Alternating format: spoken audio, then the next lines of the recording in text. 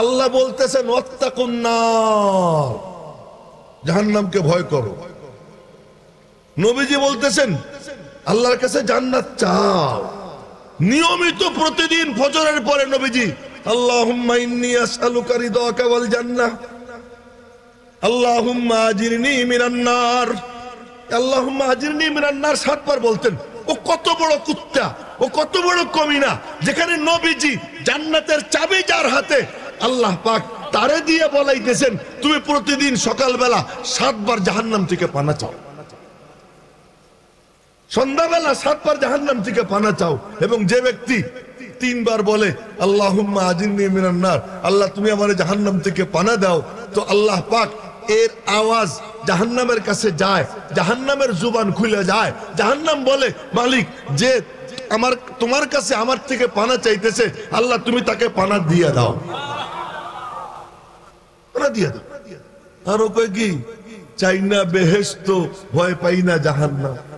আরে খবিস, নবীজি জান্নাত চাইতেন, জাহান্নাম থেকে পানা চাইতেন। তুই কোন কুত্তার উম্মত? তুই তো কোন কুকুরের উম্মতি হইলি যে তুই এই কথা বলিস? যেখানে আল্লাহ বলতেছেন ও তো কাফের হয়ে যাবে। আল্লাহ বলতেছেন ওয়াত্তাকুন নার, তোমরা জাহান্নামকে ভয় করো। তো ফাত্তাকুন নার আল্লাতী ওয়াকুদুহান নাস ওয়াল হিজারা, আল্লাহ পাক বলতেছেন যে তোমরা জাহান্নাম থেকে পানা চাও, ভয় পাও জাহান্নামকে। আর ও আমি জাহান্নামে ভয় পাই না। আরে শুয়ার, এই কথা বলার সঙ্গে সঙ্গে ও কাফের হয়ে গেছে। এই কথা বলার সাথে সাথে কাফের হয়ে গেছে। পড়ি, প্রথমে সানা পড়ি, তারপরে দুরূদ শরীফ পড়ি, এটা তো কমন ব্যাপার। এরপরে তো দোয়া পড়ি, তাই না? সে দোয়ার মধ্যে কি আল্লাহুম্মা গফিরলি হাইয়িনা ওয়া মাইয়িতিনা, আগে আমি পরে ও। ওর তো যা হবার হয়ে গেছে, সে তো তার কামাই নিয়ে চলে গেছে, এখন কোনো আর কিচ্ছু করার নাই। যদি দৌলতে ঈমান নিয়ে গিয়ে থাকে তো জান্নাত দেখতে দেখতে মরছে। সুবহানাল্লাহ, এখন তো বলাই যায়, বলেন জোরে সুবহানাল্লাহ। যদি দৌলতে ঈমান নিয়ে মরে থাকে তাহলে সে জান্নাত দেখতে দেখতে মরছে। এবং রূহ কবজ হইতে সময় মনে হয়েছে যেন একটা চিমটি দিছে, পিঁপড়া একটা কামড় দিছে। মেরে মুহতারাম ভাই, তো জানাজায় দাঁড়াইয়া দোয়া করি আল্লাহুম্মা গফিরলি হাইয়িনা, আল্লাহ আগে আমাদেরকে মাফ করো, ওয়া মাইয়িতিনা, পরে তুমি ওরে মাফ করো। আগে মাফ চাই আমার জন্য, নবীজি শিখাইতেছেন আগে তোমার জন্য মাফ চাও, তোমার দরকার বেশি। ওরটা হয়ে গেছে, ওর বেড়া পার হয়ে চলে গেছে। তোমার কথার দ্বারা এখন তার ঈমান যাবে না। যা নেবার সে যাবার সময় নিয়ে গেছে, তার গাঠটিতে ভরে নিয়ে গেছে। তুমি বলার দ্বারা নতুন একটু সংযোজন হবে। আল্লাহ আরো বাড়াই দাও, আরো বাড়াই দাও। তুমি 3 বার কুল হুয়াল্লাহ শরীফ পড়বা, তার অ্যাকাউন্টে আরো নতুন যাবে। তুমি তার জন্য কিছু দান করবা, তার অ্যাকাউন্টে নতুন সংযোজন হবে। কিন্তু অ্যাকাউন্টটা থাকা লাগবে। সে অ্যাকাউন্ট হলো লা ইলাহা ইল্লাল্লাহ মুহাম্মাদুর রাসূল। এই অ্যাকাউন্ট যার আছে, ইন্তেকালের সময় যে অ্যাকাউন্ট খুলে গেল, এই অ্যাকাউন্টটা যে খুলে গেছে, এখন তুমি দাও জমবে। এই জন্য তার নাম মাত্র একবার, আল্লাহুম্মা গফিরলি হাইয়িনা ওয়া মাইয়িতিনা ওয়া শাহিদিনা ওয়া গায়িবিনা, আমাদের উপস্থিত অনুপস্থিত তাদেরকেও মাফ করো। ওয়া সগীরিনা ওয়া কাবীরিনা, আমাদের ছোটরেও মাফ করো, বড়রেও মাফ করো। ওয়া যাকারিনা ওয়া উনসানা, আমাদের পুরুষদেরকে মাফ করো, মেয়েদেরকে মাফ করো। আল্লাহুম্মা মান আহইয়াইতাহু মিন্না, আল্লাহ আমাদের যাদেরকে তুমি জীবন কয়েকদিন রাখছো, হায়াত দিছো, ফাআহইহি আলাল ইসলাম, ইসলামের উপরে তুমি তার হায়াত দাও। ওমান তাওয়াফাইতাহু মিন্না, আর আমাদের যার মৌত তুমি বরাদ্দ করো যখনই, ফাতাওয়াফাহু আলাল ঈমান, তার ঈমানের উপরে মৌত দাও। আপনারা বলেন এই দুয়ার মধ্যে যার যারা যা বললাম তার কথা কয়বার? হ্যাঁ, একবার। তো কোন ব্যক্তির মৌত, এটা আমার জন্য নসিহত, আমার জন্য ওয়াজ, যে আমারও ওই খাটিয়াই আসল খাটিয়া, ওই বিছানাই আসল বিছানা, ওই কবরই আসল কবর, আসল ঠিকানা আমার। এই সবক নেওয়ার জন্য হলো মানুষের মৌতের পরে তার জানাজায় যাইতে হয়। হকুল মুমিনি আলাল মুমিনি সিত্তুন, মুমিনের উপরে 6টা কি হক।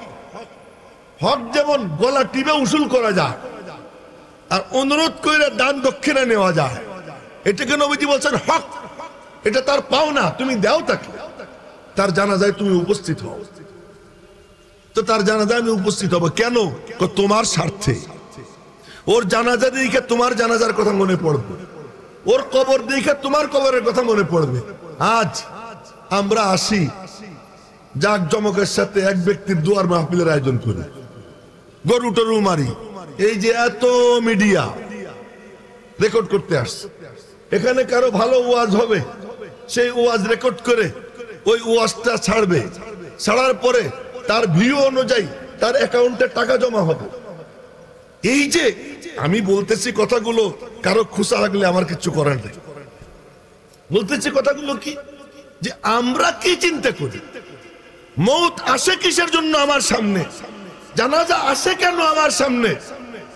তুমি তোমার সবক নাও, তুমি তোমার দিকে তাকাও। মেরে মোহতারাম ভাইও, সাধারণ মানুষের মৌত আর আলেমের মৌতের মধ্যে বেশ কম কি? মৌতুল আলিম, মৌতুল আলম। কোন আলেমের মৌত যেন একটা জাহানের মৌত, একটা দুনিয়ার মৌত। তার সিনার মধ্যে যে এলেম ছিল, তার কাছে এমন কিছু জিনিস ছিল যার কারো কাছে নেই। ওই জিনিসগুলো নিয়েই সে কবরে গেছে।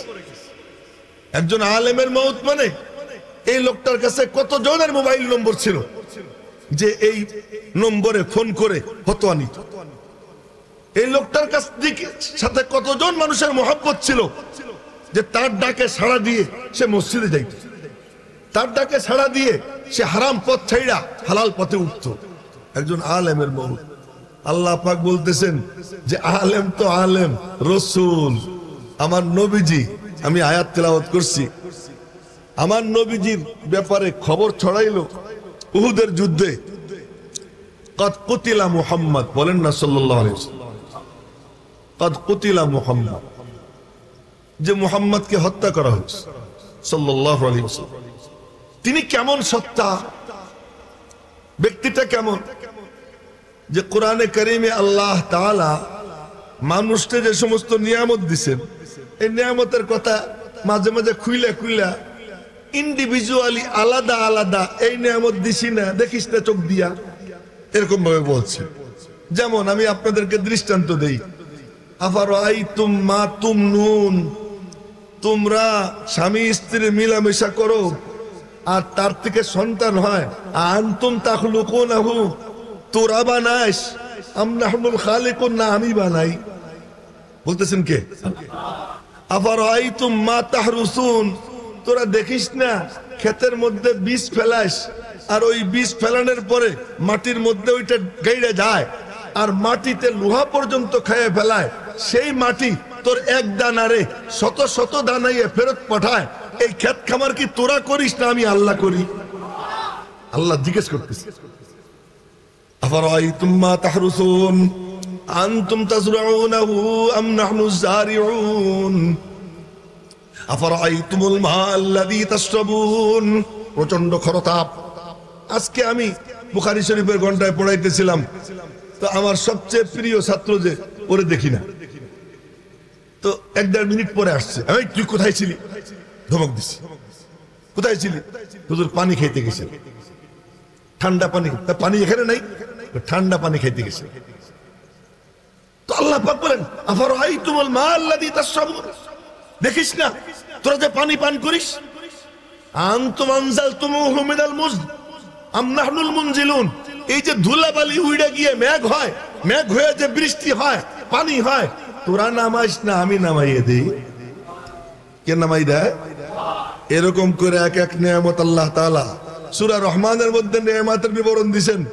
খালাকাল ইনসান মিন সালসালিন কাল ফাখার ওয়া খালাকাল জান্না মিন মারিজিম মিন নার ফাবিআইয়ি আলাই রাব্বিকুমা তুকাযযিবান। এক এক নিয়ামত বইলে বইলে বলতেছেন, হে কোনটা অস্বীকার করবি বল, রব্বুল মাশরিকাইনি ওয়া রব্বুল মাগরিবাইন মারাজাল বাহরাইনি ইয়ালতাকিয়ান, দুই সমুদ্র পরস্পরে পাশাপাশি চলে। এইখানের পানি একেবারে স্বচ্ছ, একেবারে পরিষ্কার, এখানের পানি ঘোলা, মাঝখানে একটা রেখা রেখা দেখা যায় না। রব্বুল আলামিন বলেন আমি দিয়ে রাখছি, এখানের পানি স্বচ্ছ, ওখানের পানি ঘোলা। আমি নিজে দেখছি পদ্মা আর যমুনা, পদ্মার পানি ঘোলা কাদা কাদা, যমুনার পানি স্বচ্ছ পরিষ্কার। কে করে জানিস? ওর মাঝখানে আমি আল্লাহ বেড়া দিয়ে রাখছি। সুবহানাল্লাহ কয় না ভালো করে? এরকম করে এক এক নিয়ামত বলছেন, কিন্তু কোনটা বলেন নাই যে কথা বলার জন্য, কোনটা বলেন নাই দেখ কি দিলাম, এ কথা বলেন নাই। একটা জায়গায় গিয়ে বলছেন দেখ তো কি নিয়ামত দিলাম, এক জায়গা। সেই জায়গাটা কোন জায়গা?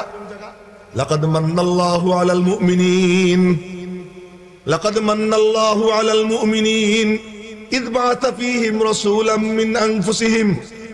দেখ আমি আল্লাহ কি নিয়ামত দিলাম, আমি আমার পক্ষ থেকে তোদের মধ্যে থেকে একজন রসুল তোদের মাঝে পাঠাইয়ে দিলাম। রসুলের ব্যাপারে আল্লাহ পাক বলতেছেন দেখ কি দিলাম। খুব ভালো করে লক্ষ্য করেন কথা, দেখ কি দিলাম। রসুল কেমনে নিয়ামত হয়? রসুল নিয়ামত হলেন যে আমার কোরআন, এটা হলো সবচেয়ে বড় নিয়ামত।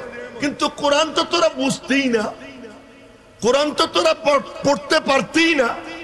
আমি কোরআন আমার দোস্তরে দিয়া কোরআনকে চার ভাবে তার ভিতর থেকে আমি বের করছি।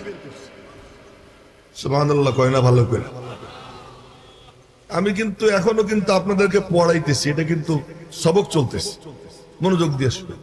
কোরআনকে আমার দোস্তের ভিতর থেকে চার ভাবে বের করছি। কয় ভাবে? চার। এক নম্বর, ইয়াতলু আলাইহিম আয়াতিহি, তিলাওয়াত করবে। ওয়া ইউযাক্কিহিম, এই কোরআনে কারীমের মতলব দিয়া, এই কোরআনে কারীমের ব্যাখ্যা বিশ্লেষণ, এর মানা বুঝাইয়া বুঝাইয়া আত্মশুদ্ধি করবে। ওয়া ইউআল্লিমুহুমুল কিতাব, এবং কিতাবের তালিম কেমনে ব্যাখ্যা করি, যেই রোদের রোদ আর যে গরম। ওয়া ইউআল্লিমুহুমুল কিতাব, কোন মাসলায় পেছলাইয়ে গেলে সাহাবীরা তোমার কাছে আসবে, আসলে পরে তুমি তা হল করে দেবা। কেমনে হল করবা? তার দুই পদ্ধতি। এক পদ্ধতি হলো যে ইজতিহাদ করবা, গবেষণা করবা, আগের আয়াত দেখবা, পরের আয়াত দেখবা, শানে নুজুল দেখবা, দেখে তুমি গবেষণা করবা। গবেষণা করলে তোমার মাথার মধ্যে আমি ঢাইলে দিব। এর নাম হলো গোপন ওহী। এর নাম হলো কি? গোপন ওহী। আর একটা হলো তুমি অপেক্ষা করবা, আমি আল্লাহ ওহী নাজিল করে মানা বুঝাই দিব। ফালা তাজাল বিল কুরআন মিন ক্বাবলি আন ইউকদা ইলাইকা ওয়াহয়ুহু ওয়া কুর রাব্বি জিদনি ইলমা। এখন ওহী কমপ্লিট হয় নাই, তুমি অপেক্ষা করো। তো তিন ভাবে। চতুর্থ নম্বর, ওয়াল হিকমা, কোনটা কোথায় সেট করতে হবে এই সেটটাও আমার দোস্ত করে দিবে। এজন্য দেখেন আল্লাহ পাক বলছেন ফাসাব্বিহ বিসমি রাব্বিকাল আযীম। খুব কঠিন কথা কইতেছি, আপনারা কষ্ট হইতেছে, একটু কষ্ট করে শুনেন। আল্লাহ বলছেন ফাসাব্বিহ বিসমি রাব্বিকাল আযীম। এটা আমি কোন জায়গা পড়বো? নবীজি বললেন ইজআলুহা ফির রুকু, এটা রুকুর মধ্যে রাখো। এজন্য রুকুতে গিয়ে আমরা কি বলি? সুবহান রাব্বিয়াল আযীম, কাসাব্বিহ ইসমা রাব্বিকাল আলা। এখন নবীজির সাহাবীরা জিজ্ঞেস করে এটা কোন জায়গা বলবো? ইজআলুহা ফিস সুজুদ, সিজদা দিয়ে বলো সুবহান রাব্বিয়াল আলা। তো কোনটা কোথায় সেট করতে হবে, কোনটা কোথায় রাখতে হবে, এই সব কিছু আমার দোস্তের মাধ্যমে। তো কোরআনের একটা হলো তিলাওয়াত, একটা হলো তাজকিয়া, একটা হলো তালিম, একটা হলো তালিমে কিতাব, আর একটা তালিমে হিকমত। বলে এই চারো মাধ্যমে আমার কোরআন আমার দোস্তের ভিতর থেকে বের হবে। এই জন্য আমার সবচেয়ে বড় ইহসান তোদের উপরে, আমি আমার রসুলকে তোদের মাঝে পাঠাই। রসুল যদি না আসতেন তোরা তোদেরকেই চিনতি না, তোদের মধ্যে আর শুয়োরের মধ্যে কোনো পার্থক্য থাকতো না। তোদের মধ্যে আর কুত্তের মধ্যে কোনো পার্থক্য থাকতো না, তোদের মধ্যে আর জীবজন্তুর মধ্যে কোনো পার্থক্য থাকতো না। তুই নরাধম হইতি, তুই একটা কুকুরের থেকেও নিকৃষ্ট হইতি, তুই একটা শুয়োরের থেকেও নিকৃষ্ট হইতি। তোকে ইনসানিয়তের জামা, ইনসানিয়তের পোশাক যে পরাইছেন আমার দোস্ত, এই জন্য আমার দোস্ত আমার সবচেয়ে বড় নেয়ামত তোদের উপর। সেই দোস্তের মিরাস কার কাছে রেখে গেছে? খুব লক্ষ্য কর, সেই নবীজি কি রেখে গেছে? আর কিচ্ছু রাখেন নাই, কোনো টাকা পয়সা রাখেন নাই। কথা খুব লক্ষ্য করে শুনেন, টাকা পয়সা রাখেন। ঘোষণা করতেছেন লা ইউকতাসামু ওয়ারাসাতি দিনারা ওয়ালা দিরহামা, আমার মিরাস টাকা পয়সায় বন্টন হবে না, কোন টাকা পয়সার মিরাস আমি রাইখে যাব না, রাখেনও নাই, কোন টাকা পয়সার মিরাস রাখেন নাই। নামাজে দাঁড়াইতে গেছেন, একামত হয়ে গেছে, একামত হয়ে গেছে, নামাজে দাঁড়াবেন, তাকবীরে তাহরিমা আল্লাহু আকবার বলবেন, এমন সময় বললেন কি আলা মাকানিকুম, যার যার জায়গায় দাঁড়াও, আমি একটু আসতেছি ঘরের থেকে। নবীজি বল, আমরা যদি একামতের শেষে মুসল্লিকে কই দাঁড়ান আমি একটু রুমে যাব, হুজুর আর কোনো কাম পায় না, ওই দিনই ইমামত শেষ। নবীজি বলতেছেন দাঁড়াও, বইলে ঘরে ঢুকলেন, ঘরে ঢুইকা আবার আইসা আল্লাহু আকবার বলে নামাজ পড়াইল। আর এক হাদিস পরে শোনাবো। নামাজের শেষে সাহাবীরা বললেন ইয়া রাসূলুল্লাহ, আমাদের একামতের শেষে দাঁড় করাইয়া গেলেন, কি করলেন? যখন আল্লাহু আকবার বলতে যাব তখন মনে পড়ে গেল বালিশের নিচে একটা স্বর্ণ মুদ্রা আছে, একটা টাকা আছে আমার কাছে, এই টাকাটা বালিশের নিচে আছে। এই নামাজের মধ্যে যদি আমি মারা যাই, আমার মালিক আমাকে জিজ্ঞাসা করবেন যে তোরে আমি টাকা জমানোর জন্য দুনিয়ায় পাঠাইছিলাম, তা আমি ঘরে ঢুকলাম ওই 1 টাকা আল্লাহর রাস্তায় দানের ইন্তজাম কইরা, ব্যবস্থা কইরা, এরপরে মওতের প্রস্তুতি নিয়ে নামাজে দাঁড়াইলাম।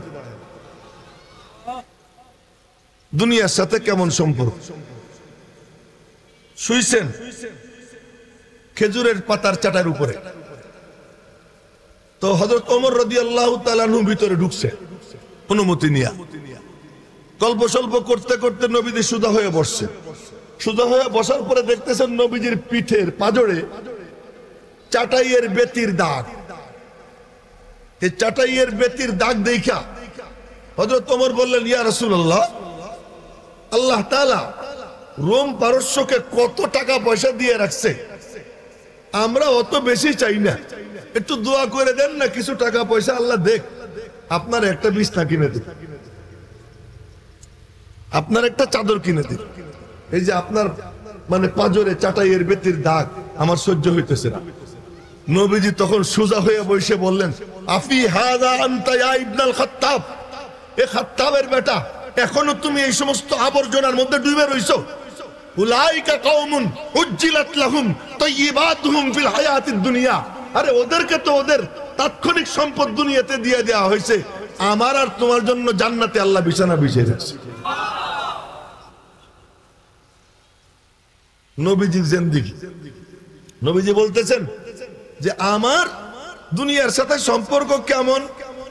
ওমা নাওয়াদ দুনিয়া ইল্লা কারাকিবিন ইস্তাযাল্লা তাহতা শাজারাতিন সুম্মা রাহা ওয়া তারাকাহা। কথাগুলো বলতেছি আর নিজেরে মুনাফিক মনে হইতেছে, সত্যি কথা বলতেছি, হাদিসগুলো বলতেছি আর নিজেরে মনে হইতেছে আমি একটা মুনাফিক। তার কারণ আমি তো অনেক সাজে গুজে করে আছি, কত আরামে থাকি, এসি গাড়িতে চলি, এসি ছাড়া এখন বসছি ঘামে যাইতেছি, আর আমার নবীজি ইচ্ছা করে চাইয়া চাইয়া নিছেন কষ্ট, ইচ্ছে করে। তিনি যদি চাইতেন এয়ার কন্ডিশন অটো রফরফে চইড়া চইড়া দাওয়াতের কাজ করবেন, করতে পারতেন। ঈসা আলাইহিস সালাম দোয়া করে আসমান থেকে জান্নাতি দস্তরখান নামাইছেন, মুসা আলাইহিস সালাম চাইয়া মান্না সালওয়া নামাইছেন, আর নবীজির আল্লাহ তাআলা জান্নাত তার সামনে আইনে হাজির করে দিয়েছেন। সহিহ বুখারী শরীফের হাদিস। জান্নাত হাজির করে দিয়েছে এবং জান্নাতের ফল দেখা এরকম দুই হাত বাড়াইছেন ধরার জন্য। ধরার জন্য দুই হাত বাড়াইয়া পরে আবার হাত গুটাইয়া ইতমিনানের সাথে নামাজ পড়ছে। নামাজের শেষে সাহাবীরা বললেন, ইয়া রাসূলুল্লাহ রাআইনাকা তানাওয়ালতা শাইয়া, দেখলাম কি যেন ধরতে গেলেন। হ্যাঁ গেছিলাম ধরতে। কি ধরতে গেছিলেন? আমার সামনে জান্নাত হাজির ছিল। তো আল্লাহু আকবার বলে, জান্নাত হাজির ছিল এবং জান্নাত হাজির ছিল, আঙ্গুরের ছড়া ঝুলতেছিল। তা আঙ্গুরের ছড়া দেখে লোভও একটু লাগছিল। জান্নাত দেখে লোভ না লাগে পারে? ওই যে কোন এক ভণ্ড কি কয় যে জাহান্নামের পরোয়া করি না, জান্নাত তো চাই না, কে আমার কপালে লিখে দিও কি যেন কি, ও আমি চাই না বেহেশত, ভয় পাই না জাহান্নাম। আল্লাহ বলতেছেন ওয়াত্তাকুন নার, জাহান্নামকে ভয় করো। নবীজি বলতেছেন আল্লাহর কাছে জান্নাত চাও। নিয়মিত প্রতিদিন ফজরের পরে নবীজি আল্লাহুম্মা ইন্নী আসআলুকা রিদাকা ওয়াল জান্নাহ, আল্লাহুম্মা আজিরনি মিনান নার, আল্লাহুম্মা আজিরনি মিনান নার 7 বার বলতেন। ও কত বড় কুত্তা, ও কত বড় কমিনা, যেখানে নবীজি জান্নাতের চাবি যার হাতে, আল্লাহ পাক তারে দিয়ে বলাইতেছেন তুমি প্রতিদিন সকালবেলা 7 বার জাহান্নাম থেকে পানা চাও, সন্ধ্যাবেলা 7 বার জাহান্নাম থেকে পানা চাও। এবং যে ব্যক্তি 3 বার বলে আল্লাহুম্মা আজিরনি মিনান নার, আল্লাহ তুমি আমারে জাহান্নাম থেকে পানা দাও, তো আল্লাহ পাক এর আওয়াজ জাহান্নামের কাছে যায়, জাহান্নামের জুবান খুলে যায়। জাহান্নাম বলে মালিক যে আমার তোমার কাছে আমার থেকে পানা চাইতেছে, আল্লাহ তুমি তাকে পানা দিয়ে দাও, পানা দিয়ে দাও। আর ও কয় কি, চাই না বেহেশত, ভয় পাই না জাহান্নাম। আরে খবিস, নবীজি জান্নাত চাইতেন, জাহান্নাম থেকে পানা চাইতেন। তুই কোন কুত্তার উম্মত? তুই তো কোন কুকুরের উম্মতি হইলি যে তুই এই কথা বলিস? যেখানে আল্লাহ বলতেছেন ও তো কাফের হয়ে যাবে। আল্লাহ বলতেছেন ওয়াত্তাকুন নার, তোমরা জাহান্নামকে ভয় করো। তো ফাত্তাকুন নার আল্লাতী ওয়াকুদুহান নাস ওয়াল হিজারা, আল্লাহ পাক বলতেছেন যে তোমরা জাহান্নাম থেকে পানা চাও, ভয় পাও জাহান্নামকে। আর ও আমি জাহান্নামে ভয় পাই না। আরে শুয়ার, এই কথা বলার সঙ্গে সঙ্গে ও কাফের হয়ে গেছে। এই কথা বলার সাথে সাথে কাফের হয়ে গেছে। তো নবীজি জান্নাত সামনে পাইছে, তো জান্নাতের লোভ, যে কথা বলতে গিয়ে এত লম্বা কথা হয়ে গেল, নবীজিরও লোভ না, নবীজিরও লোভ। লোভে 2 হাত বাড়াইছিলাম ধরবো, পরে আবার সবর করলাম না, নিজেকে নিয়ন্ত্রণ করলাম না। জান্নাতের ফল দুনিয়াতে খাবো না, জান্নাতের ফল জান্নাতে গিয়ে খাবো। এরপরে বললেন কি, নিলে নিবার পারতাম রে, ধরেন তো কেমন বলতেছে। এরপরে বলতেছেন নবীজি কি সত্য কথা বলতেন না মিথ্যা কথা বলতেন? বলেন আপনারা, সত্য তো? তো নবীজি বলতেছেন লাউ আখাযতু মিনহু উনকুদান, লাউ আখাযতু মিনহু উনকুদান লাআকালতুম মিনহু মা বাকিয়াতিদ দুনিয়া, যদি একটা ছড়া আমি আনতাম তাহলে আমি খাইতাম, তোমরা খাইতা, কিয়ামত পর্যন্ত আমার উম্মত খাইতে পারতো। পুরো উম্মতকে নবীজি বলছেন আমি ইচ্ছা করলে তোদেরকে জান্নাতের ফল খাওয়াইতে পারতাম, কিন্তু ইচ্ছা করে খাওয়াইলাম না। তোরা জান্নাতে গিয়ে খাবি, ওখানে আমি নিজে হাতে পানি পান করব। ওই কঠিন দিনে 50,000 বছরের সমান একদিন, সেই দিন আমি পানি পান করাবো, আর যে আমার হাতে 1 ঢোক পানি পান করবে ওই 50,000 বছরের মধ্যে তার আর পিপাসা লাগবে না। তো এই লাম মান শারিবা মিনহা লাম ইয়াজমা আবাদা, আর পিপাসা লাগবে না মেরে মুহতারাম ভাই। তো নবীজি জান্নাত পাইয়েও ইচ্ছে করে কি করেন নাই, নেন নাই। দুনিয়ার কষ্টের জীবন সহ্য করে নিছেন, বাইসা নিছেন। এজন্য বলতেন আল ফকরু ফখরি, দারিদ্র আমার অহংকার। ওলামা ইকরাম মনোযোগ দিয়ে শুনুন। আজকে আমরা স্বাবলম্বী হওয়ার জন্য সচেষ্ট, উম্মত কাদিয়ানী হয়ে যাইতেছে। আজকে আমরা নিজের আত্মপ্রতিষ্ঠার জন্য ব্যস্ত, উম্মত মওদুদি হয়ে যাচ্ছে। আমি আজকে আমার আত্মপ্রতিষ্ঠার জন্য ব্যস্ত, আর ওদিকে সমানে মানুষ গুমরা হয়ে যাইতেছে। আর আমার নবীজি তিনি বলতেন যে আমার মিসাল কেমন জানো, আমি কেমন, আমি হলাম এমন যে একটা অগ্নিকুণ্ড জ্বলতেছে আর মানুষ গিয়া লাফাইয়া লাফাইয়া অগ্নিকুণ্ডে ঝাঁপ দিচ্ছে, আর আমি কোমর ধরে বলতেছি হালুম্মা আনিন নার, হালুম্মা আনিন নার, তোমরা জাহান্নাম থেকে ফেরো ফেরো ফেরো। ওয়া আনতুম তাগলিবুননি তাকাহহামুনা ফিহা, তোমরা আমারে কোনি দিয়ে গুতে দিয়া ফেলাই দিয়া নিজেরা গিয়ে জাহান্নামে ঝাঁপ দিয়ে পড়তেছে। এই হলো নবী। সেই নবীজি কি মিরাজ রেখে গেছে? বলতেছেন আমি আর কোন মিরাজ রেখে গেলাম না, দুইটা জিনিস রেখে গেলাম। কি মিরাজ? তারাকতু ফীকুম আমরাইন। এই শুনেন ভালো করে, অন্যদিকে কেউ তাকাইয়েন না। এ বাবারা তোমরাও ডিস্টার্ব করো না। তারাকতু ফীকুম আমরাইন, রেখে গেলাম তোমাদের মাঝে দুইটা জিনিস, দুই জিনিস রেখে গেলাম। এই দুইটারে মজবুত করে ধরো। লান তাদিল্লু মা তামাসসাকতুম বিহিমা আযু আলাইহা বিন নাওয়াজিস, মাড়ি দিয়ে কামড়াইয়ে ধরো। মাড়ি দিয়ে কামড়াইয়ে ধরলে, হাত দিয়ে ধরলে হাত ছুটে যেতে পারে, কিন্তু ধরো কি করে? মাড়ির দাঁত দিয়ে কামড়াইয়া, যেন তোমার শরীর ক্ষত বিক্ষত হয় হোক, কিন্তু তোমার ঈমানটা বেঁচে যায়। তোমার এই বডিটা শেষ হয় হোক, তোমার ঈমান যেন বেঁচে যায়। মজবুত করে ধরো। এই দুই জিনিস রেখে গেল। জিনিস কোথায়? কলেজে, বিশ্ববিদ্যালয়ে ওই দুই জিনিস, পলিটেকনিকে ওই দুই জিনিস, অক্সফোর্ডে, কেমব্রিজে। আরে না না না, ওই দুই জিনিস কোথায়? আমার সিনার থেকে সাহাবীদের সিনায় দিয়ে গেল, সাহাবীদের সিনার থেকে তাবেঈনের সিনায়, তাবেঈনের সিনার থেকে তাবায়ে তাবেঈনের সিনায়, এবং আস্তে আস্তে ওই জিনিস আমার উম্মতের উলামা যারা তাদের সিনার মধ্যে জমা থাকতো। এই জিনিস পাওয়ার পর আর কিচ্ছু লাগবে না। এর থেকে বড় কোনো দৌলত নাই, এর থেকে বড় কোনো সম্পদ নাই। এই সম্পদ যার মধ্যে এসে যায় সে মহাধনী হয়ে যায়। মাওলানা মুফিজ কত বড় ধনী, এক শিল্পপতি, বড় ব্যবসায়ী। তার মানে যখন কোনো দোয়ার অনুষ্ঠান হয়, হুজুর টুজুর ভাড়া করে নিয়া গরু টরু মাইরা এরপরে যাদেরকে নেয়, নামাজ পড়ে চেয়ারে বসে, হয়তো নামাজ পড়ে না, পড়লেও চেয়ারে বসে, টুপি টাপি নাই, মোবাইল টোবাইল সব পকেটে আছে, একটু পর পর হেলা হেলো কইতেছে, হাত উঠাইতেছে, কয় আমেন আমেন।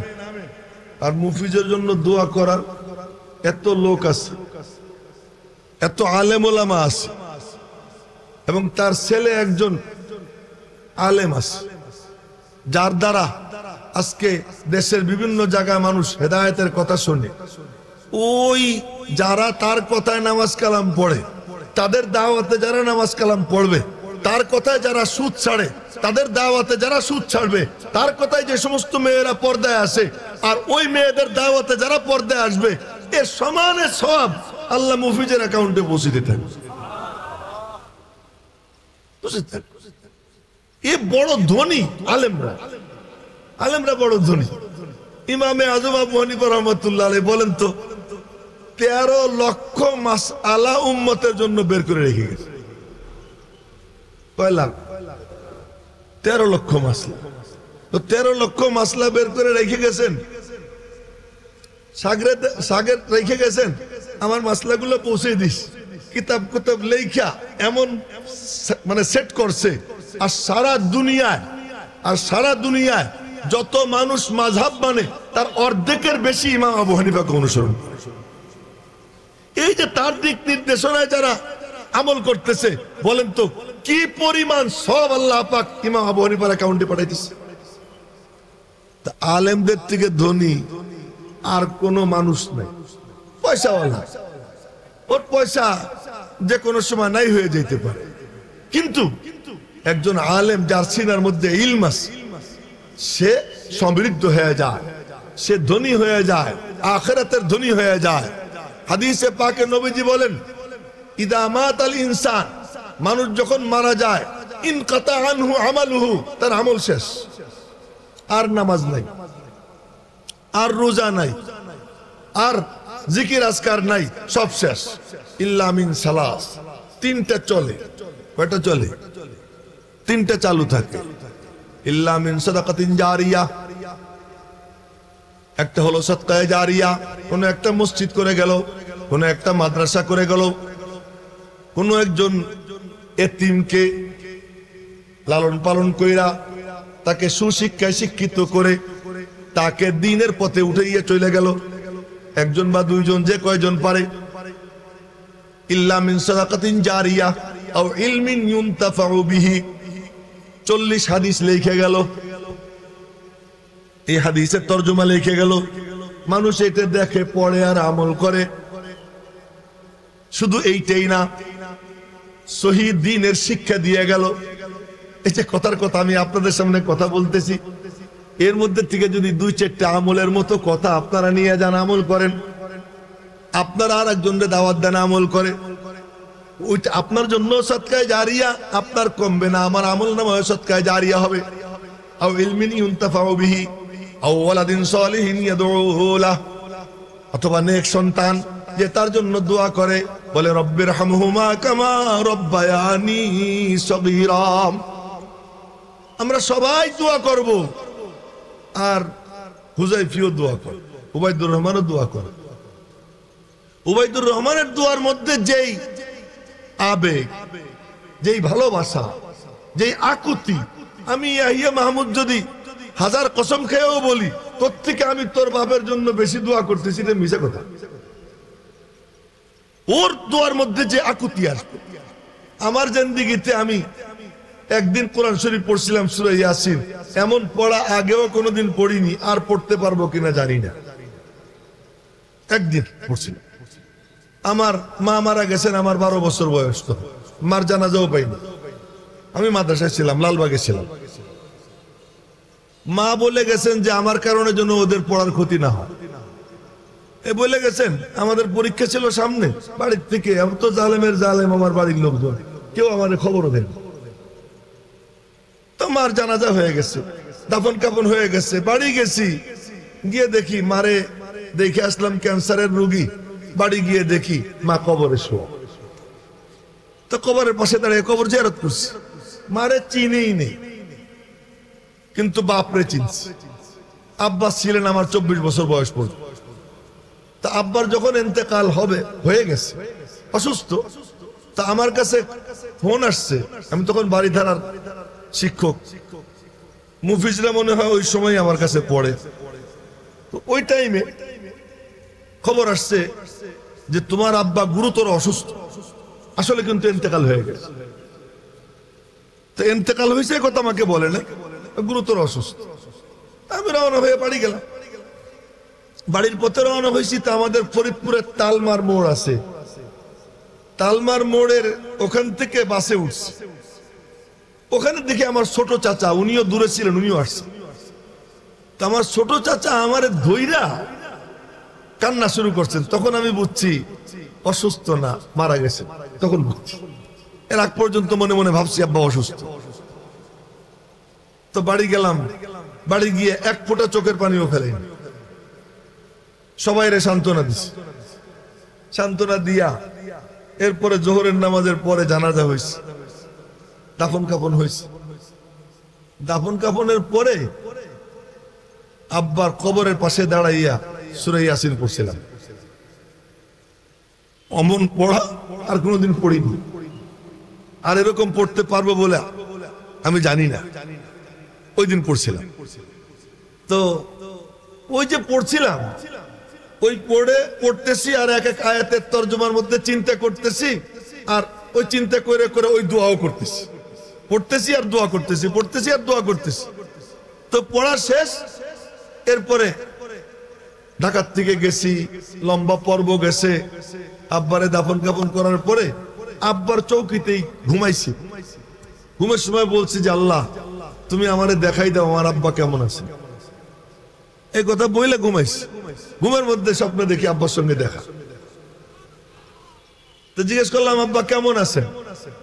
তা আব্বা বললেন বড় খোশ কিসমত। এই ভাষা আব্বা ওই উর্দু বাংলা মিলে কথা বল। তো বললেন বড় খোশ কিসমত। আমার ঘুম ভেঙে গেল, আমার দিলের থেকে সব পেরেশানি দূর হয়ে গেল। আমি বুঝলাম যে আমার আব্বা জান্নাতে চলে গেছে। এসব তো আমি যেই আবেগ নিয়ে আমার বাপের জন্য দোয়া করব, তিলাওয়াত করব, এ কি আর কেউ পারবে?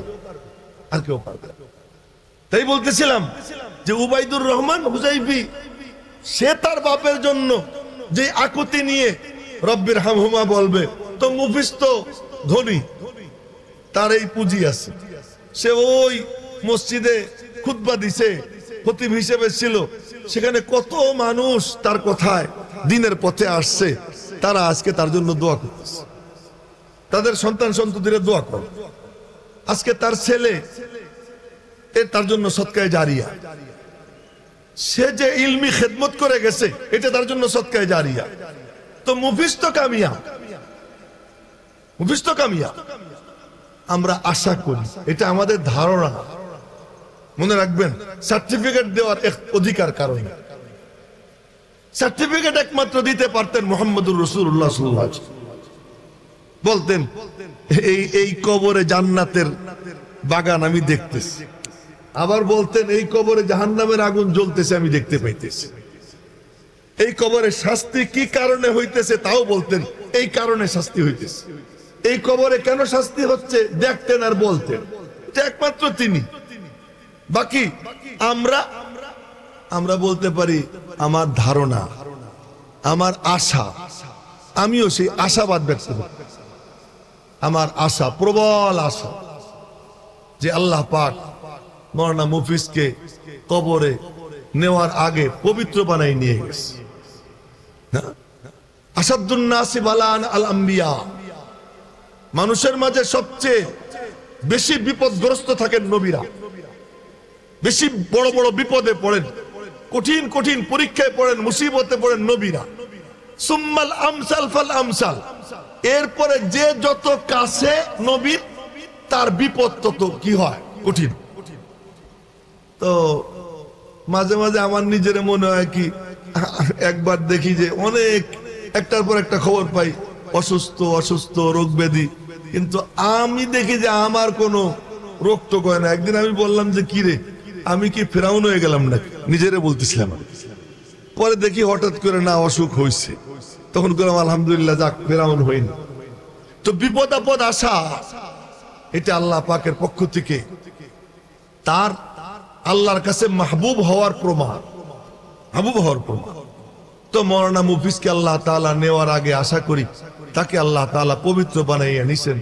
আল্লাহ পাক রব্বুল আলামিন যেন তার জিন্দেগীর সমস্ত খিদমাত গুলোকে কবুল করেন, তার জীবনের খাতা কসুর আল্লাহ তাআলা মাফ করেন, তাকে আল্লাহ পাক জান্নাতুল ফিরদাউসের আলী মাকাম দান করেন।